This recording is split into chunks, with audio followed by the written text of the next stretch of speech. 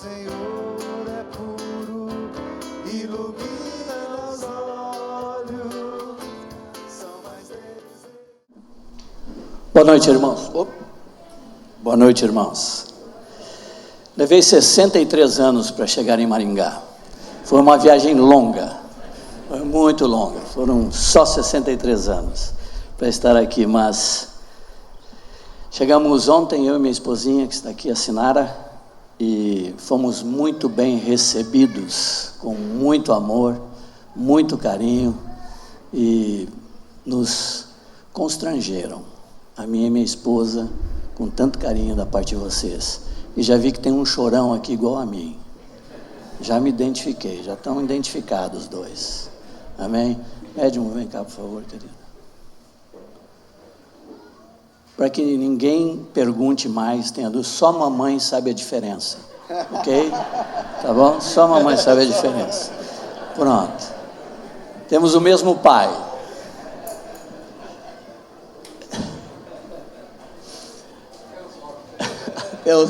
Só a mamãe sabe a diferença. Queridos, eu queria, antes de entrar naquilo que tenho no meu coração para compartilhar com vocês nessa noite, à tarde, hoje, orando por esse momento, por estarmos juntos, com expectativa no meu coração, de ver muitos, sabia que alguns estariam por aqui, alguns me surpreenderam, e foi uma surpresa agradabilíssima. Cada abraço é bom demais. É muito bom ver meus irmãos, é bom demais. E de tarde me veio no coração muito forte uma conversa que nós tivemos de manhã, e à tarde ela voltou muito forte, sobre Jesus com os 10 leprosos. Quando Jesus está num certo lugar, uma multidão sempre em volta, e alguns leprosos começam a clamar, a gritar. Eu fico imaginando, eu gosto de imaginar as cenas na Bíblia, né? Tentar entrar dentro dela para poder entender o contexto que está ali. Eles tinham que ficar a uma distância X, eles não podiam se aproximar das pessoas. Eu imagino o quanto eles tiveram que gritar o nome de Jesus, pedindo por alguma coisa. E o Senhor os ouviu, e o Senhor os atende, e o Senhor dá uma ordem: vão e se apresentem ao sacerdote no templo. E eles vão. Enquanto eles vão, eles são curados. E um deles volta, e ele volta gritando, imagino que não voltou, curou de lepra, né, meu irmão? Não diz assim, foi bacana aí, foi legal. Não foi assim, né, que ele fez. Ele era leproso, de repente está purificado, ele tem uma gratidão enorme, ele volta, se ajoelha, dá glória a Deus, imagino num tom alto, e quando Jesus olha isso, Jesus certamente não mandou eles, e eles foram curados, para receber isto, mas Jesus faz uma menção que ele estranha. Ele vira para ele e diz assim: não eram 10? Cadê os outros? Jesus não fez para receber reconhecimento, mas Jesus estranha muito quando você recebe uma benesse, recebe uma bênção e não demonstra gratidão. Então, quando eu estava lembrando disso hoje à tarde, me veio ao coração para nós aqui, no início desse retiro, cada um individualmente, não é casal agora, não é família, é cada um individualmente, lembrar de alguém que na tua trajetória foi tremendamente usado por Deus para te abençoar, para te aperfeiçoar, para te edificar, e que já não está mais, ou que foi nós não vamos pensar nele, porque ele já está numa maravilhosa com o Senhor, mas que não está mais no contexto, não convivemos mais com essa pessoa, ela não está mais perto de nós, ou ela foi para longe, ou ela está em outro lugar, mas que ela marcou nossa vida, porque é importante ser grato, é importante que a gratidão permaneça em nossos corações. Podemos fazer isso agora, meus irmãos, cada um na sua individualidade. Não pense no primeiro, busque aí alguém que realmente agradeça a Deus pela vida dele, e depois ore por ele, aonde ele estiver. ore para que Deus continue derramando sua graça sobre sua vida. Amém?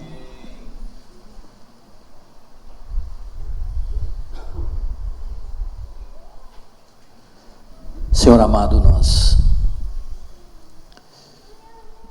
queremos demonstrar no nosso pensamento, no nosso sentir, toda a gratidão por todas as vidas e por cada vida que Tu colocou na nossa caminhada, Senhor. Pessoas que Tu usastes, pessoas que nos falaram coisas que mudaram nosso comportamento, nossas ações, nossa maneira de ver as coisas, nossa maneira de entender a Tua palavra. Pessoas que se aproximaram, pessoas que estiveram junto conosco, pessoas que nos apoiaram, pessoas que nos ajudaram, pessoas que nos amaram, pessoas que nos serviram. Senhor, nós queremos demonstrar nossa gratidão a cada um, mas principalmente porque Tu estavas te movendo em cada uma delas, para nos formar, para nos direcionar, para formar em nós a Tua vida e o Teu caráter. Obrigado, Senhor. Te agradeço em Teu próprio nome, em nome de Jesus. Amém. Quero dar introdução nesse retiro falando sobre uma experiência que eu tive há pouco tempo atrás, em 1980. Só 40 anos. Rapidinho, passou rápido. Em 1980 eu estava pedindo demissão do meu trabalho. Eu trabalhava no Ministério da Educação e Cultura. Eu pedi demissão do meu trabalho porque eu estava sendo enviado para a Bahia. Estava sendo enviado para morar numa ilha chamada Ilha de Taparica, onde eu iria pregar o Evangelho. No momento eu tinha 24 anos de idade. E quando eu cheguei nesse momento de pedir demissão, eu estava noivo da minha amada esposa. Estávamos preparados para casar, adiamos o casamento por um período breve de 2 anos. E 2 anos é breve, 40 é rápido, 2 então é rapidíssimo. Então, quando eu estou me preparando para ir, teve um retiro na cidade de Porto Alegre. E quantos aqui já participaram de retiro? Estão participando de um, né? Quantos dias vai ser esse retiro? Vão ser 4 dias?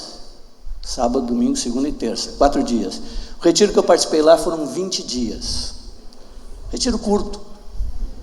20 dias de retiro. 20 dias nós num sítio. E quem foi ministrar nesse retiro foi Ivan Baker e Orville Swindle, que eram 2 pastores da Argentina que nós estávamos conhecendo e tendo um relacionamento. Eu nunca tinha visto Ivan Baker ainda, já tinha ouvido falar muito sobre ele através do Moacir, que era um dos pastores na localidade e discipulador do Marcos e meu discipulador. Então, quando eu vi o Ivan, eu estava com muita expectativa de conhecer aquele homem de Deus, aquele homem que já tinha sido tão usado e que estaria ali ministrando todas as manhãs durante 20 dias, e o Orville Swindle, que era outro companheiro dele, eram considerados apóstolos na Argentina, ia ministrar à noite. Ivan falou todas as manhãs sobre igreja na casa, funcionamento, discipulado, companheirismo, relacionamentos, enfim, e o Orville Swindle falava sobre família. Eu tenho o caderno de 1980, ainda lá em casa, escrito, de todas as ministrações deles. Foram gravadas naquele momento, fita cassete. E as fitas cassetes nós levamos para Salvador, Marcos e eu, e ouvimos mais ou menos umas 50 vezes cada uma das ministrações que nós recebemos ali. Eu fiquei impactado com a vida do Ivan, eu fiquei impactado com a vida do Orville Swindle, mas o que mais me impactou naquele retiro não foram os 2 e não foi aquilo que eles falaram. A experiência que eu tive foi que um jovem, discípulo do Ivan Baker, que eu vi aquela vez e nunca mais eu o encontrei, e relacionei com o Ivan durante 25 anos e nunca mais eu encontrei com ele, e descobri agora, em novembro do ano passado, quem era esse irmão, e que esse irmão partiu para o Senhor, 4 anos depois. Esse irmão estava no retiro, era um jovem, e ele resolveu tomar café da manhã comigo, almoçar comigo, jantar comigo, e nas horas vagas estar perto de mim os 20 dias. Mas ele chegava no café da manhã, me cumprimentava, sentava e dizia assim para mim: o propósito eterno é prrr, a estratégia é prrr, o evangelho do reino é prrr, o batismo é prrr, o Espírito Santo é prrr, família é prrr, prrr, prrr, prrr. Ele não falava prrr, meus irmãos, era só para encurtar o que ele estava falando. Então ele prrr, prrr, prrr. Eu ouvi a primeira vez, maravilhoso. Chegou no almoço, ele, propósito eterno, pá. De noite, pá. No outro dia, pá.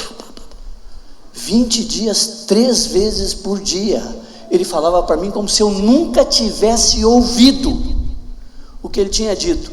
Aquilo me impactou de uma forma.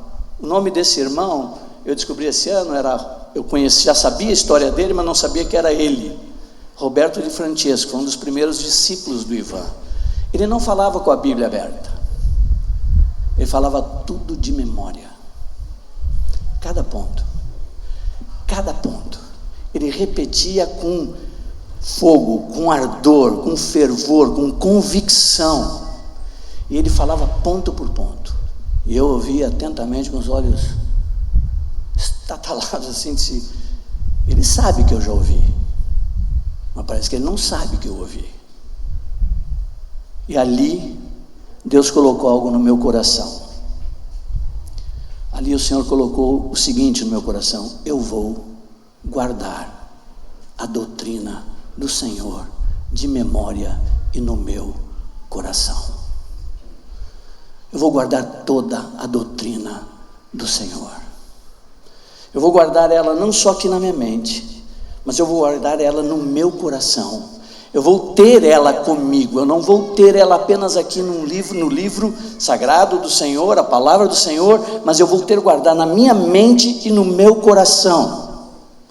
Então eu queria que vocês, nessa noite, abrissem as Bíblias de vocês, por favor, no Salmo 119, o Salmão. Mas nós não vamos ler todo ele não, fiquem tranquilos. Eu vou pensar alguns textos da Bíblia, do Salmo, e nós vamos ler ele, esses versículos todos. Salmo 119.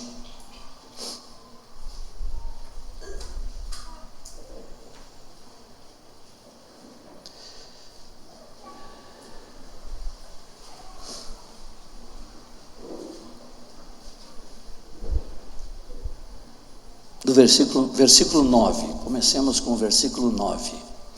Nós vamos lendo um por um, vou falando alguma coisa ou outra, mas nós vamos ler uns 35 ou mais versículos do Salmo 119. E quero que vocês prestem bastante atenção nessa palavra. Amém, queridos? Leiam com atenção, foquemos nela, coloquemos nosso coração aqui, nossos olhos sobre ela. Salmo 119, versículo 9 diz assim: de que maneira poderá o jovem guardar puro o seu caminho, observando-o segundo a tua palavra? Quantos jovens tem aqui? Você quer manter puro o teu caminho? Está aqui a dica. Está aqui a dica. Observando segundo a tua palavra. Você quer manter puro? Observa teu caminho segundo a palavra, não segundo os impulsos, não segundo a emoção, não segundo um pensamento, mas segundo a palavra. Versículo 11: guardo no coração as tuas palavras para não pecar contra ti. Quem não quer pecar contra ele? Levanta a mão santa. Todos nós. Aqui está a dica. Como é que você não peca? Guardo no coração as tuas palavras com objetivo. Eu guardo ela no meu coração com objetivo para não pecar contra ti. Versículo 14: mais me regozijo com o caminho dos teus testemunhos do que com todas as riquezas. Mais me regozijo com o caminho dos teus testemunhos. 15, meditarei nos teus preceitos e as tuas veredas terei respeito. Eu quero observar, eu quero me manter puro, eu quero observar segundo a tua palavra, eu quero guardar no meu coração, porque eu não quero pecar contra ti. Eu me regozijo no teu caminho, nos teus testemunhos, mais do que qualquer riqueza. Eu medito nos teus preceitos e as tuas veredas terei respeito. Versículo 16, terei prazer nos teus decretos, não me esquecerei da tua palavra. Guarda no coração, eu observo segundo a tua palavra, eu me regozijo, eu tenho prazer, eu medito. Versículo 20, consumida está a minha alma por desejar incessantemente os teus juízos. Regozijo, observar, prazer, meditar, consumido incessantemente pelos teus juízos.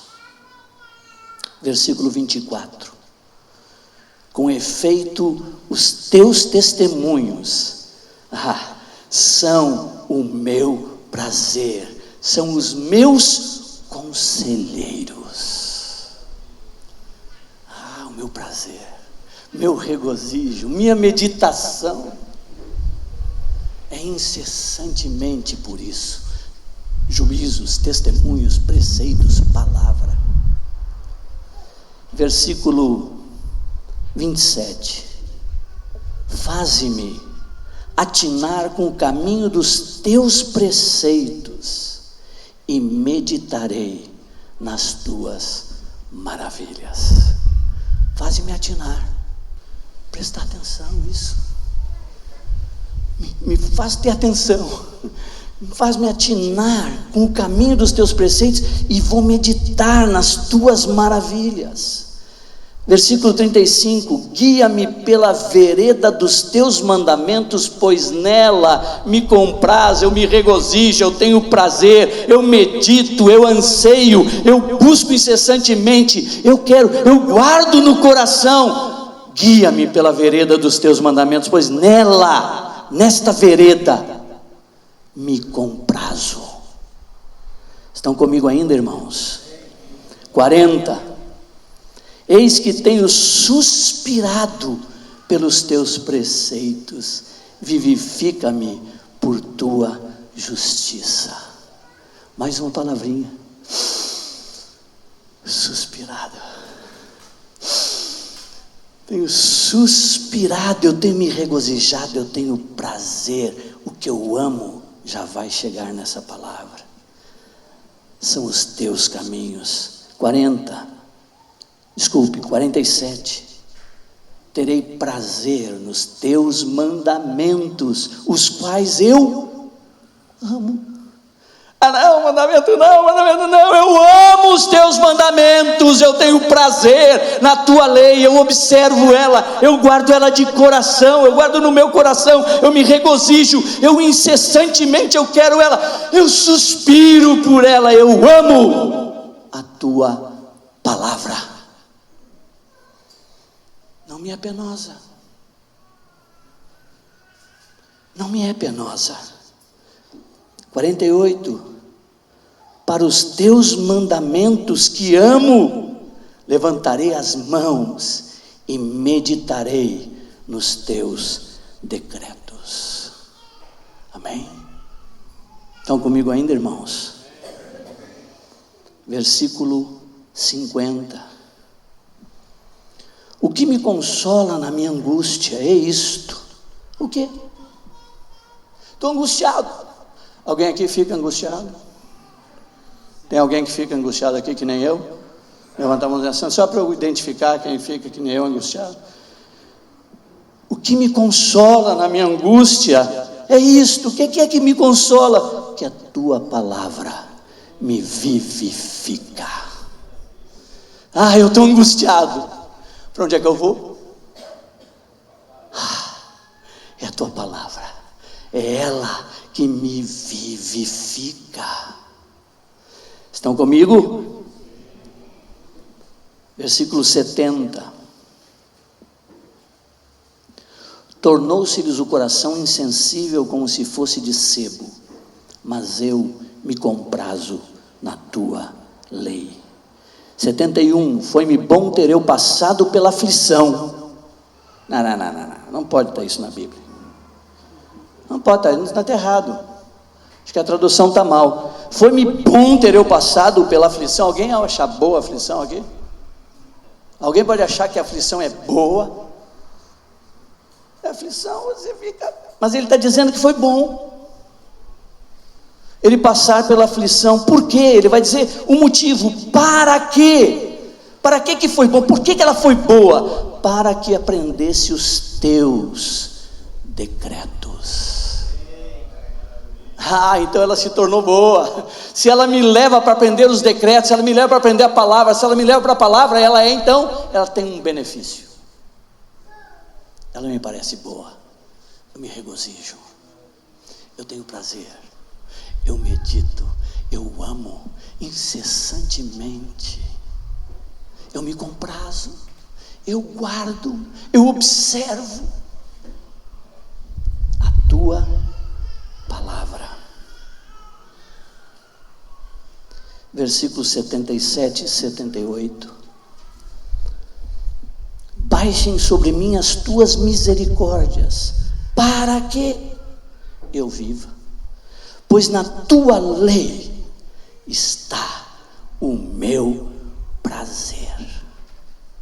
Envergonhados sejam os soberbos por me haverem oprimido injustamente. Eu, porém, meditarei nos teus decretos. Prazer, meditar, amar, me regozijar, me comprazo, me regozijo na tua lei. Versículo 92.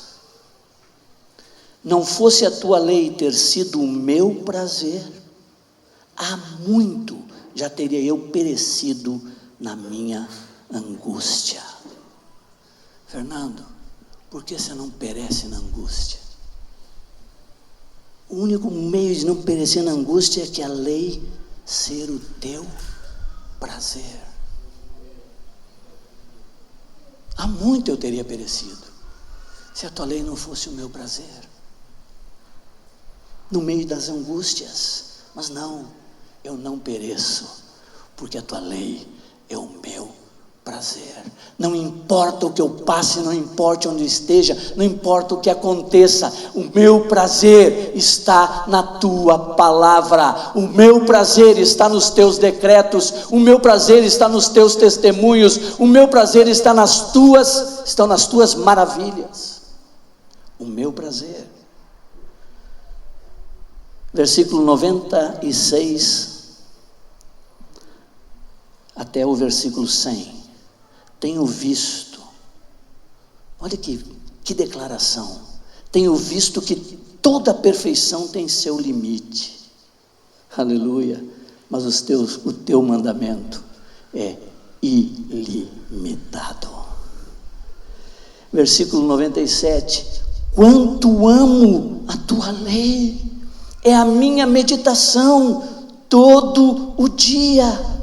Os teus mandamentos me fazem mais sábio que os meus inimigos, porque aqueles eu os tenho sempre comigo.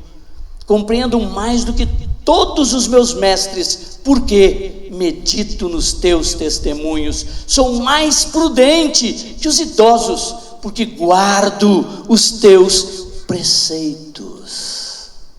Amém? Versículo 103. Quão doces são as tuas palavras ao meu paladar, mais que o mel, a minha boca. Podemos dizer isso. Podemos dizer isso ao nosso amado Senhor. Quão doces são as tuas palavras ao meu paladar, mais que o mel à minha boca. Eu amo, eu medito, eu tenho prazer, eu anseio incessantemente, eu busco, eu me regozijo, eu me comprazo, eu guardo, eu observo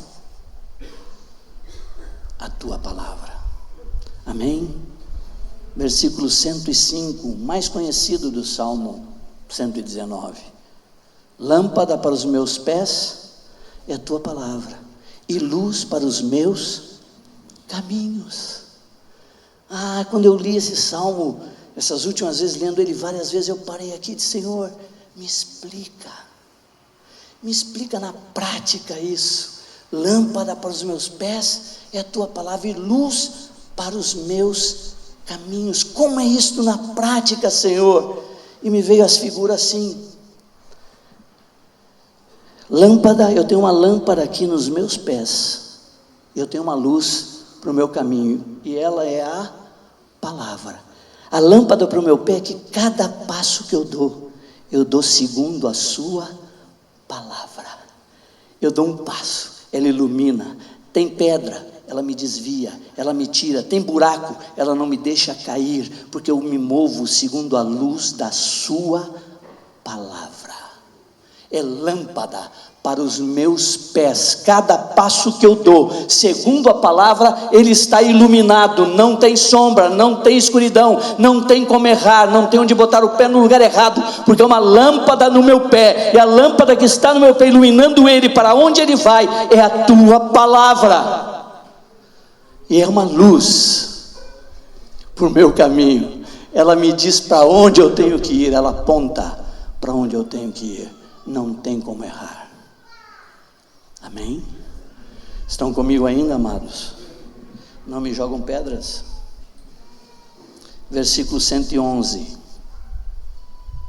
Os teus testemunhos recebi-os por legado perpétuo, porque me constituem o prazer do coração. Os teus testemunhos eu recebi.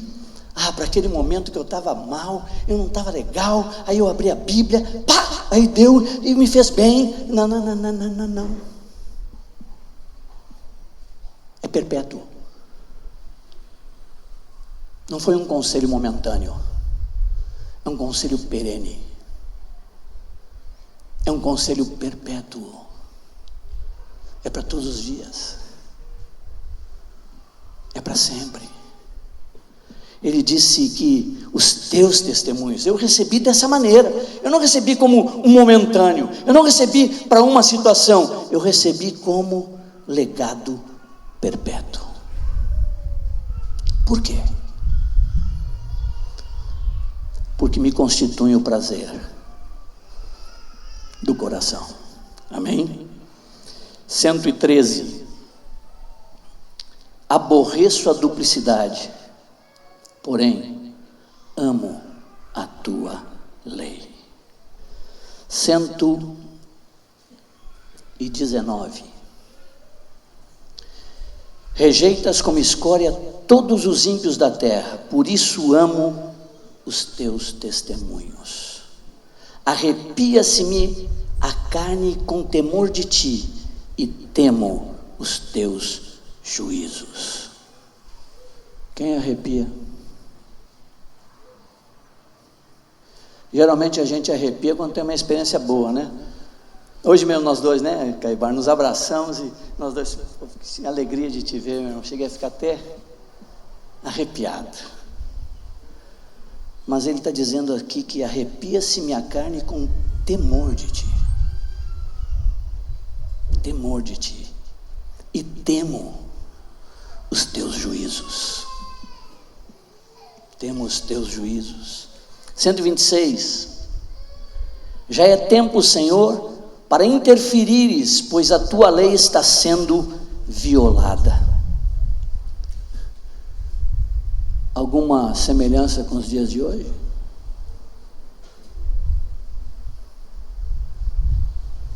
Versículo 127, amo os teus mandamentos mais do que o ouro refinado. Amém? 130, a revelação das tuas palavras esclarece e dá entendimento aos simples. Eu não tenho sabedoria, eu não sou inteligente. A revelação das tuas palavras esclarece e dá entendimento aos simples. 133, firma os meus passos na tua palavra e não me domine iniquidade alguma. Não quer ser dominado por iniquidade? Firma teus pés na palavra do Senhor. Lâmpada, luz, medito, amo, tenho prazer, me regozijo, anseio, desejo a tua palavra. Versículo 140, puríssima é a tua palavra, por isso teu servo a estima. 143, sobre mim vieram tribulação e angústia, todavia os teus mandamentos são o meu prazer. Sobre mim vieram o quê? Então vem, né? Então vem, nós não estamos livres de tribulação e angústia. Mas ele fala assim, todavia, os teus mandamentos são meu prazer. Vem a tribulação que vier, vem a angústia que vier, isso está de acordo com o que Paulo fala lá em Romanos, nem angústia, nem tribulação, nem perseguição, nem nada vai me separar, nada, tudo, o momento que eu estiver, não importa o momento que eu estou vivendo, não importa as situações que estão vindo sobre mim, os teus mandamentos são o meu prazer, e continuarão sendo o meu prazer. Estão comigo ainda, amados? 147, 148. Antecipo-me ao alvorecer do dia e clamo, na tua palavra espero confiante. Os meus olhos antecipam-se às vigílias noturnas, para quê? Para que eu medite nas tuas palavras. Meus olhos se antecipam, abre, antes das vigílias, para quê?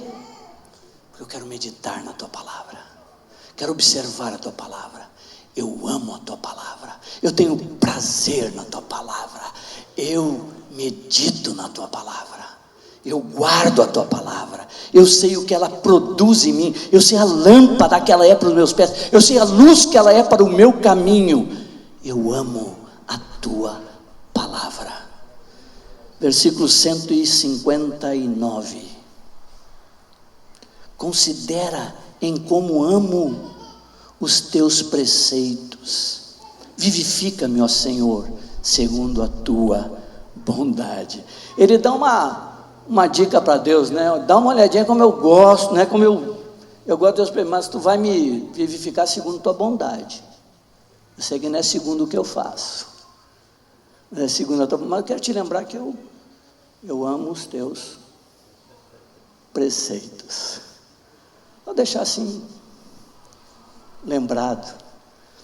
Mas vivifica-me, ó Senhor, segundo a tua bondade. 163 até 165. Abomino e detesto a mentira, porém amo a tua lei. 7 vezes no dia eu te louvo pela justiça dos teus juízos. Grande paz têm os que amam a tua lei, para eles não há tropeço.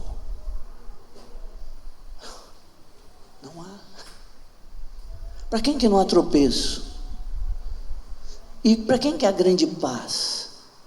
Para os que amam a tua lei. Paz e não tem tropeço. Estão comigo ainda? 167. A minha alma tem observado os teus testemunhos. Eu os amo ardentemente. Mais uma palavrinha. Ardentemente. Com prazo, regozijo, prazer, ardentemente. Amo, medito, desejo, incessantemente a tua palavra. 174. Suspiro, Senhor, por tua salvação. A tua lei é todo o meu prazer. Amém? Paramos aqui de ler o Salmo 119.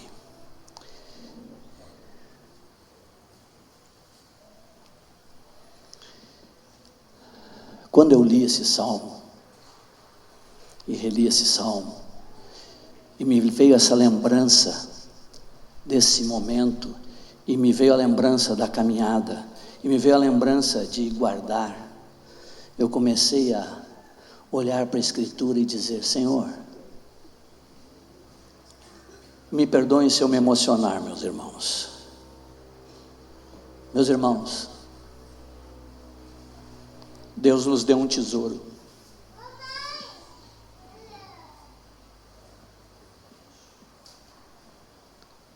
Deus nos deu um tesouro.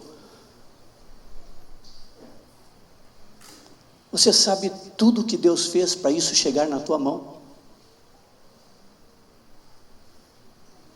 Você tem ideia de tudo que tem na história para ela chegar aqui na tua mão assim?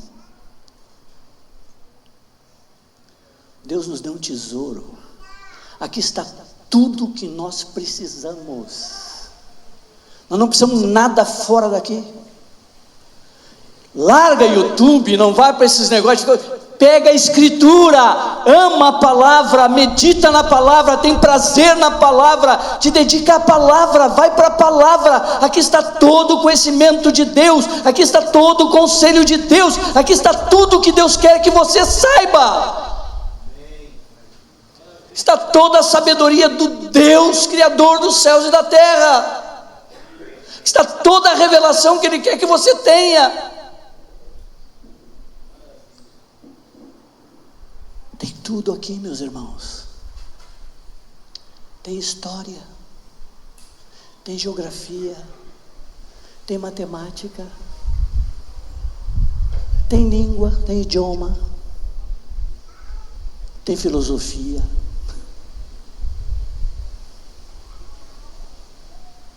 Tem muito mais do que isso.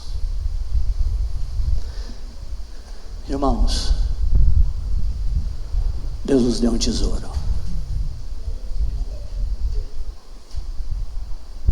A sua palavra. Ame essa palavra. Medite nessa palavra. Tenha prazer nesta palavra. Eu diria para vocês assim: são 3 tesouros que Ele nos deu. Seu Espírito Santo habitando em nós, sua palavra revelada aqui, e esse maravilhoso corpo de Cristo que Ele nos deu. São tesouros que nós temos: o Espírito Santo, a palavra do Senhor e o corpo de Cristo. Amém? Senhor amado, que riqueza é a tua palavra, Senhor. Que tesouro nos entregaste, Senhor. Ajuda-nos, Senhor, a não buscarmos fora dela coisa alguma. Nos dedicarmos, Senhor, a ter prazer nela. Nos dedicarmos a meditar de fato nela.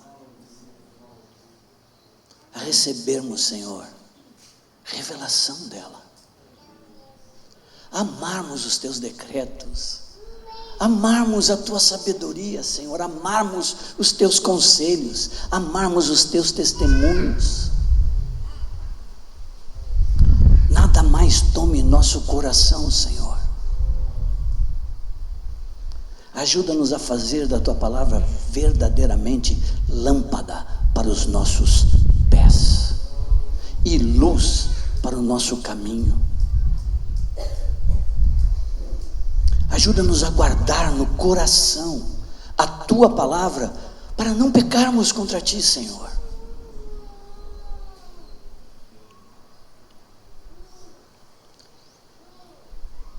Dá esse ardor em nosso coração. Produz em nós esse desejo. Inclina-nos para isso.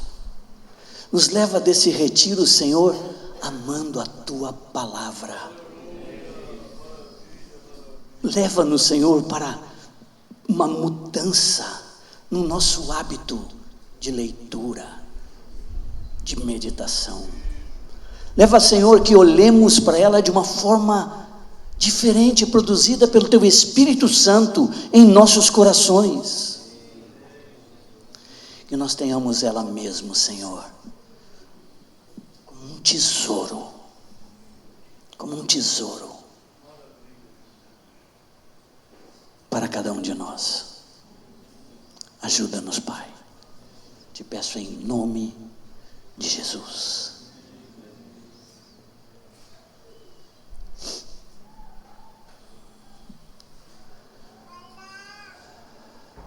Meus irmãos, existe uma diferença enorme em ler e meditar. Nós, ocidentais, temos muita dificuldade em entender o que é meditar. Nossa vida é muito acelerada.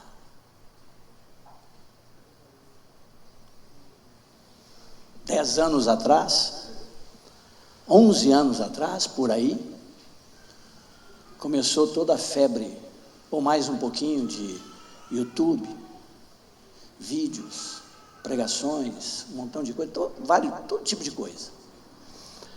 E eu comecei a fazer uns videozinhos, porque eu sabia que vocês estavam lá. Mas eu sabia que não podia ser um vídeo de 1 hora.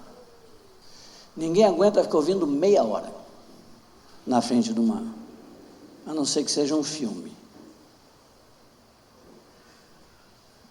Então, fiz 15, eu acho, vídeos. O máximo que tinha era 8 minutos. Isso eu estou falando de 11, 12 anos atrás. Porque eu já sabia que ninguém ficava mais do que esse tempo na telinha. A velocidade que nós passamos de uma coisa para outra é interesse do diabo, porque você vê tudo e não guarda nada.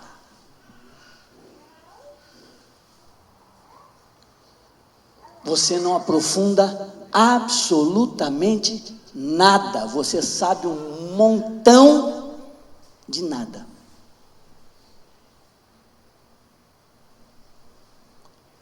Vocês perceberam a velocidade que a nossa mente funciona hoje? Vocês perceberam a quantidade de depressão e de pessoas depressivas que existem hoje? Nós não fomos feitos para isso, meus irmãos. Vocês já ouviram falar da nova era que está vindo aí? Sobre isto aqui? Sabe o que vai falar? Está falando sobre isso? Deixa eu ver os mais velhos aqui, que nem eu. Acho que só você, Boligon, eu e você, só nós dois. Acho que tem mais, mas a gente fica só nós dois. Não vamos expor os outros que gostam de ficar mais. 12? Só fique 12. Boligon, quantos telefones você guardava? de memória. Eu também. Quanto você guarda hoje? Por quê? Por quê? Pegar um bem jovenzinho. Quantos telefones você sabe de memória? Você escondeu. Quantos telefones você sabe de memória? É você? O teu tu sabe. Por quê? Eu vou dizer para vocês o interesse satânico nisso. Você tem uma... Hã? Amém, querido. Você tem uma memória auxiliar. Você não guarda mais nada aqui. Você não exercita a mente mais. Você tem uma memória auxiliar que está na mão. E você tem um Deus. Deus Google. Você não pergunta mais e você não vai mais na Escritura para ver o que Deus fala sobre aquilo, ou se Deus falou sobre aquilo, ou meditar sobre a verdade de Deus. Não, você vai no Deus Google, clica, pergunta ali, e ali responde, ali você sai satisfeito com uma resposta mínima de uma coisa que é profunda, onde você não aprofundou e você não guarda. Memória auxiliar. Daqui em 2015 foi dito isso. Em 2015, que eu vou dizer, foi dito por os grandes da tecnologia, da mídia, que fazem estas coisas. Disseram: em 25 anos, o homem será híbrido. Para que ter na mão, se eu posso ter aqui dentro?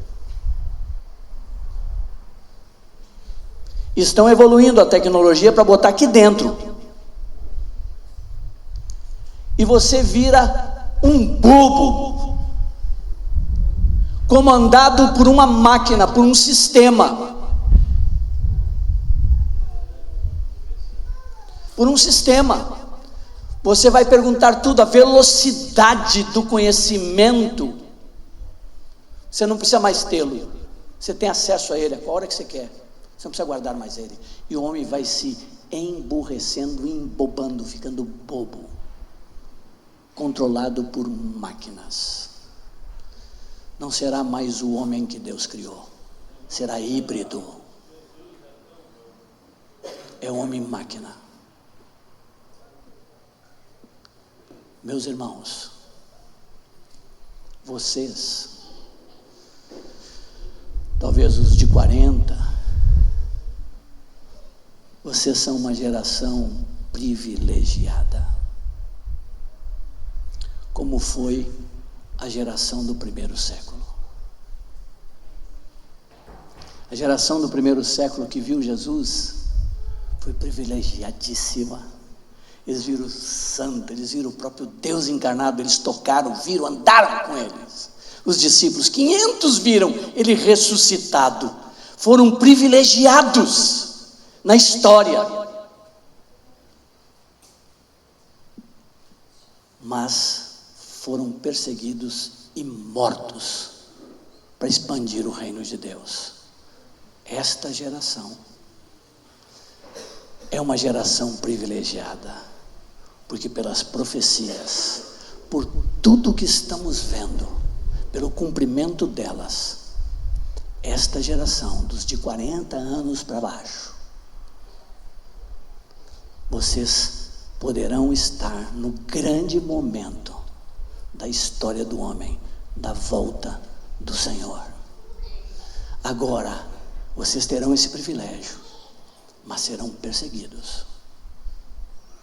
Serão alguns mortos, mas não para expandir o reino, para manter a fé, para manter a verdade, para manter os princípios de Deus, para manter os seus testemunhos.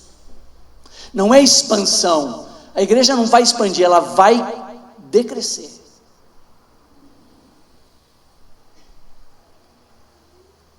Mas vocês verão o Senhor voltar. Mas aqueles que permanecerem na fé, não indo atrás de qualquer coisa.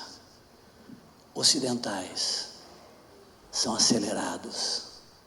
Os orientais aprenderam a pensar, a parar, a contemplar, a entender,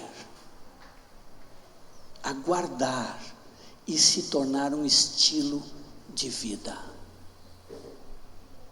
Nós, se fizermos como está no Salmo 119, não apenas lermos, muitos têm o hábito de ler a palavra, por favor, a palavra é ter prazer na palavra, é meditar na palavra.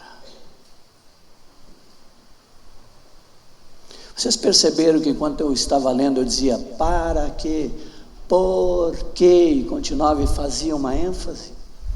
São palavras importantes, que vão te ajudar a conectar coisas. Te ajuda a meditar nela. O que é mais importante, meus irmãos? Você ler um montão de coisa e não guardar nada, ou você ler uma porção e ter entendimento dela? O que é mais importante? Mas para isso você tem que ler a palavra. Mas ler meditando, te debruçando sobre ela, amando aquela palavra, tentando buscar compreender aquela palavra, entender aquela palavra, ter revelação daquela palavra, guardar aquela palavra, saber ela de memória e trazer ela para o teu coração, aplicar na tua vida. Me permitam contar uma historinha agora. Eu me converti em 1974, 20 de julho de 1974. 20 de julho agora vão fazer então 46 anos, não é isso? 46 anos. Em 80 eu ouvi esse jovem fazer isso, eu disse, vou guardar de memória a tua palavra. E eu entendi que na palavra de Deus existem padrões. Deus estabeleceu padrões. E eu, quando eu me converti, eu era solteiro e morava com os meus pais. Deus tem um padrão para o solteiro filho dele e para aquele que vive com seus pais. E isso tu só vai entender, tu só vai guardar, isso vai se tornar teu estilo de vida se você meditar, guardar, olhar para isso e viver isto, aplicar isto à tua vida. Padrão de solteiro, eu sabia que não podia. Depois de 2 anos eu entendi o padrão de solteiro, viu, jovens? Depois de 2 anos tomei 2 disciplinas antes, entendi o padrão de solteiro. Tanto que quando eu me comprometi com a minha amada, foi em 20 de agosto de 1978, a 1h da manhã. Noivamos dia 10 de maio de 81, às 8h da noite. E casamos dia 22 de maio de 82, também às 8h da noite. Data importante. Eu era solteiro, tinha um padrão para solteiro. Por que eu falei dela? Porque o irmão dela, eu ganhei para o Senhor. E quando ele soube que eu estava interessado na irmã dele, ele deixou de ser meu discípulo. Eu não entendi nada. E ele disse, qualquer um pode namorar minha irmã, menos você. Eu disse, por quê? Porque você não tem uma boa reputação passada. Namorei 12 irmãs em 2 anos. Acho que não era boa reputação mesmo. Mas não tinha discipulado, não tinha entendimento das coisas. Quando veio o entendimento, tomei uma disciplina, acertei meu passo, foquei na amada. Já vão 78 até agora, meu amor, são 37 de casados, fazer 38 agora, mais 4, 42 anos, que eu só tenho essa mulher na minha vida e na minha frente. Aprendi o padrão de solteiro, depois tem padrão de filho. Você mora com teus pais, tem um padrão para os filhos. Só 2 coisas Deus pede para o filho. Você mora com teus pais? Você é casado? Mora com teus pais? 2 coisas. É muito? Pouco. Honrar e obedecer. Em tudo. Teus pais. Mas, sabe quando você vai conseguir viver isso? Não é sabendo numa pregação, e eu já falei isso em outras vezes, alguns já ouviram, não é na pregação que você vai ver, não, é quando você sai disso aqui, você guarda na tua mente, o que Deus espera de mim, com meu pai e a minha mãe, é que eu honre meu pai e minha mãe, e que eu obedeça eles em tudo. Então quando tu está em casa, tu chegou em casa, olhou aquela mulher passando da sala para a cozinha, tu diz assim, eu tenho que honrar ela, eu tenho que obedecer ela em tudo. Quando teu pai sai do quarto e vai para a sala, tu diz, olha para ele e diz assim, eu tenho que honrar esse homem, eu tenho que obedecer ele em tudo. Quando ele sai para o trabalho, tu olha ele saindo no carro e diz, eu tenho que honrar esse homem, eu tenho que obedecer esse homem em tudo. Quando tua mãe vai fazer as compras, eu tenho que honrar essa mulher, eu tenho que obedecer ela em tudo. Se você fizer isso, se você tiver sempre na mente isso, quando você estiver olhando para eles, isso vai se tornar o teu estilo de vida. Vai se tornar teu estilo de vida. Você vai viver isto. Não te vai ser penoso, não te vai ser difícil, porque você ama os seus mandamentos. Amém? Depois tem padrão. Você casa, tem padrão para marido, tem padrão para esposa, tem padrão para pais, tem padrão para os filhos, que já falei, tem padrão para tudo. E padrão, meus irmãos, só se estabelece com radicalismo e repetição. Porque se você começa a abrir exceções, não é mais padrão. Padrão é com radicalismo e com repetição. Então eu entendi um dia que Deus me dava 3 mandamentos, e nós vamos falar detalhadamente sobre isso esses dias. 3 mandamentos para eu amar minha esposa, não tratá-la com amargura e tratá-la como parte mais frágil, com dignidade. Quando eu entendi isso, que esse era o padrão que Deus esperava de mim como marido para com ela, todas as vezes que eu olho para assinar, eu tenho que ter isso aqui, eu tenho que amar essa mulher, eu não posso tratá-la com amargura, eu tenho que tratá-la com um vaso mais frágil, com dignidade. Ela passa para lá, ela passa para cá, ela sai para lá, ela volta para cá, está na minha cabeça. Todas as vezes que eu olho para ela, isso tem que estar aqui, isso tem que descer para cá, isso tem que se tornar meu estilo de vida para com a minha esposa. Amá-la, não tratá-la com amargura, e tratá-la com dignidade. Amém? Padrão da mulher para o marido. Quando ele passa, você diz assim, eu tenho que me submeter a ele, eu tenho que respeitar ele, eu tenho que ter um espírito manso e tranquilo. Ele volta do trabalho, senta, entra, eu tenho que me submeter a ele, eu tenho que respeitar ele, eu tenho que ter um espírito manso e tranquilo. Ele vai para o banho, você ouve o chuveiro abrir e diz, eu tenho que me submeter a ele, eu tenho que respeitar ele, eu tenho que ter um espírito manso e tranquilo. Se você pensar nisso, todas as vezes que você olhar para o teu marido, você guardar isto aqui, isto vai descer para cá, isso vai se tornar teu estilo de vida. Memorizar, meditar, guardar, amar, ter prazer. Amém? Padrão de solteiro, padrão de filho, padrão de marido, padrão de aí vieram as filhas, padrão de pai e mãe.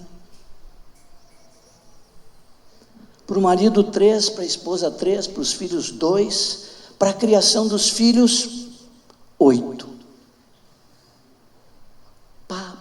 Nós vamos falar sobre eles. 8 coisinhas que Deus pede com respeito aos filhos. Aí elas passavam para cá, 3 meninas, passavam para lá, as 8 coisinhas.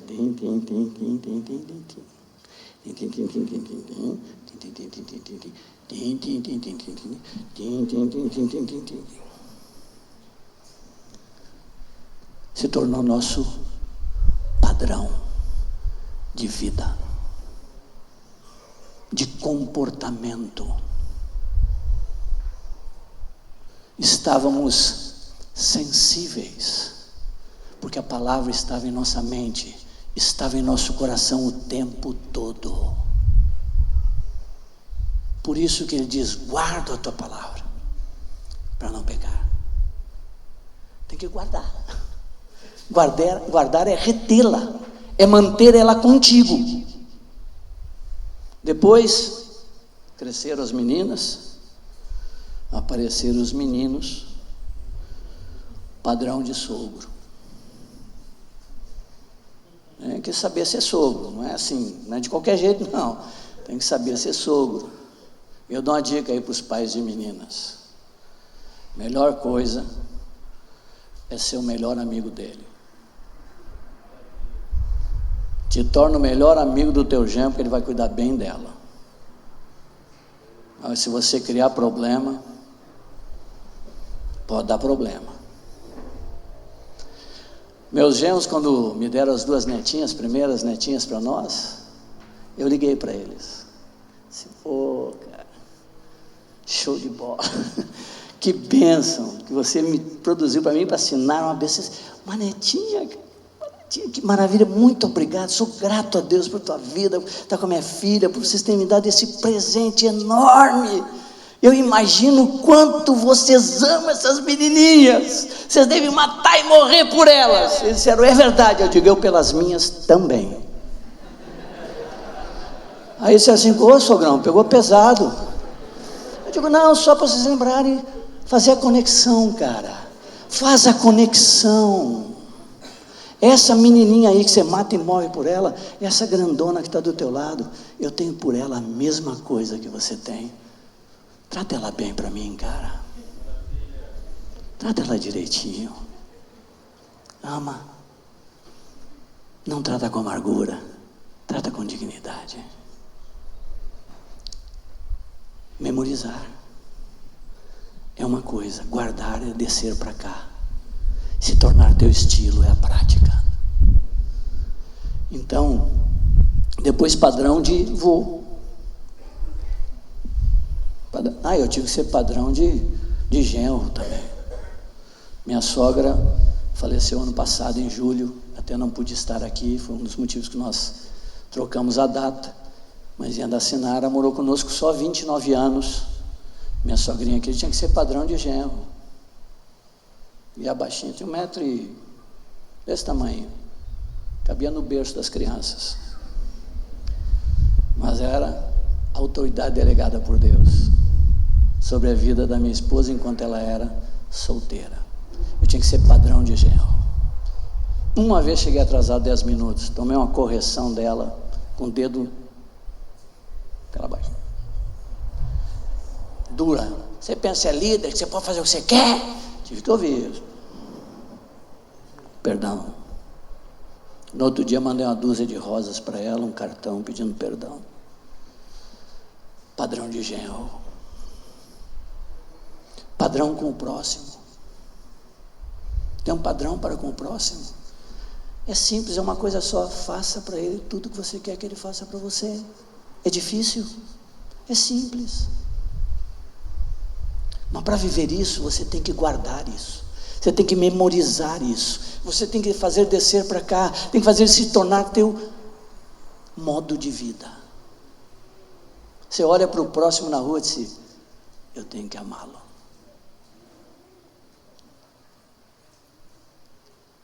Amém? Estão comigo? Padrão de vô. vovô, vovó, 5 netos já, 1 menino, 4 meninas, tinha 3 meninos, apareceu um menino. Aí quando apareceu o menino, alguém disse, finalmente um homem na família. Eu digo, negativo. Eu estou aqui faz 60 anos, meu amigo.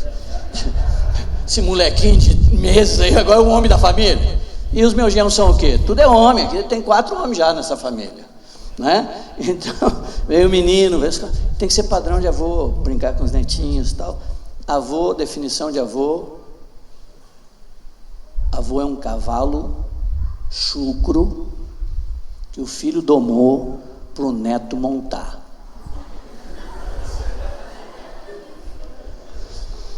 E o Sérgio esses dias leu num livro mais romântico. Essa é a minha definição, minha de gaúcho, assim, né? A dele é assim mais romântica, assim. Os netos são a sobremesa da vida. É bacana isso, né? Esses são os netinhos, são a sobremesa da vida, meu amigo. É o docinho, aquelas coisinhas que você fica. E o filho olha assim comigo, não fez mais um, não foi muito desse jeito que fazia, mas é ser padrão de avô. Avô é isso, padrão de avô. Aí o Manuel, um dos irmãos lá dos Estados Unidos, um dos pastores lá, disse, Mário, essa sequência que você está dando, eu vou fazer um retiro para falar de cada padrão desses. Mas você está esquecendo de um padrão. Eu disse, qual? Padrão de viúva. Eu digo, essa parte eu não quero experimentar. Não quero perder meu amor. Não dou conta. Não dou conta. Essa parte não quero experimentar. Padrão de empregado. Você sabia que tem na Bíblia? Padrão de empregado. Quantos aqui trabalham, são empregados? Você sabe o padrão para o empregado? Está lá. Saber, sabemos. Você vive esse padrão. Você guardou esse padrão, se tornou seu estilo de vida no teu trabalho. Alguém aqui tem empresa? Alguém aqui é dono de algo e tem empregados? Tem padrão para o chefe. É a doutrina do Senhor. E sabe o que encantou a multidão? Essa doutrina.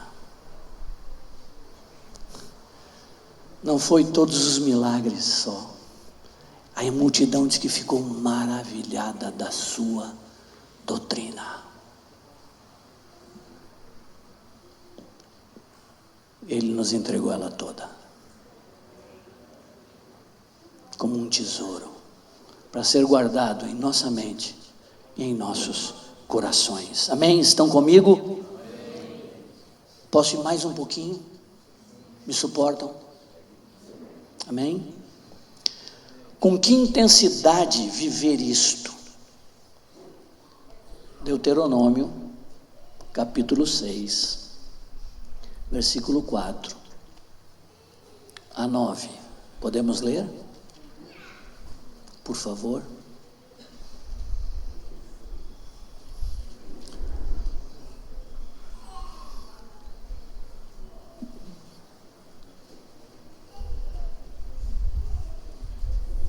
Acharam, amados?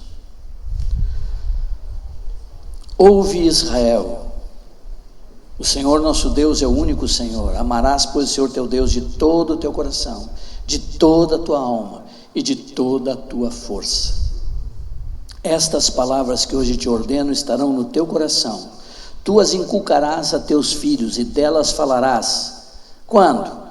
Assentado em tua casa. Só nessa vez? Não. E andando pelo caminho. Então é assentado e andando pelo caminho. Só? Não. E ao deitar-te. Tá. Então é assentado, é andando e é quando eu vou me deitar. Não. E quando você levantar também. Também, é só isso. Então é quando eu assentar, quando eu andar, quando eu deitar e quando eu levantar. Não, também você vai fazer mais uma coisa, você vai atar ela como sinal na tua mão, e te serão por frontal entre os teus olhos, e as escreverás ainda nos umbrais da tua casa e nas tuas portas. Então qual é a intensidade, Senhor? É quando eu me assento, é quando eu ando, não, andando também, quando você anda, quando você estiver sentado, quando você estiver andando, quando você estiver indo deitar, quando você estiver levantando, você mais ata na tua mão, bota por frontal, Deus, e escreve nos umbrais das tuas portas. Será que é intenso? Quantas vezes nós falamos?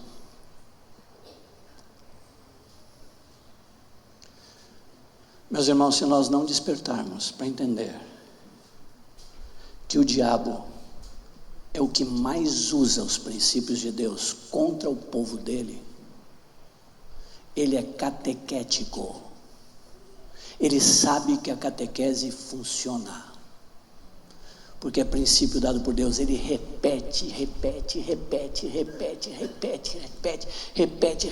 até convencer, até enfiar dentro de você.